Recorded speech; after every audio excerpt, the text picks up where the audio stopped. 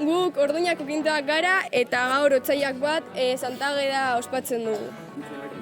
Guretzako egia da bai dela egun garrantzitsu bat, azkenean ze honako ohiturak mantentzea Euskal Herriako be bai eta batez be hori Euskal Herriako direzalako nahiko garrantziak bestela galduz joaten dira eta orduan holan jarraitzeko segiduen behar da egiten holako gauzak azkenean mantentzeko edo.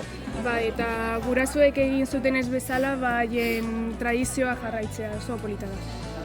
Orain herrietara joango gara, Orduñako inguruen dauden herrietara joango gara, abestera, eta gero berriz bueltatuko gara Orduñara abestera, eta gero jatera eta gero festa.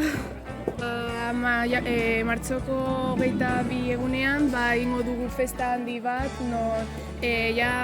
inguretako herrialdetatik pertsonak etortzen dira eta egun oso handi bat da. Ez orduñentzako, guztientzako. Talde edo abeslari bat eta gero erromeria eta DJ bat. Eta gero ere joango gara kaletatik zehar batukada batekin.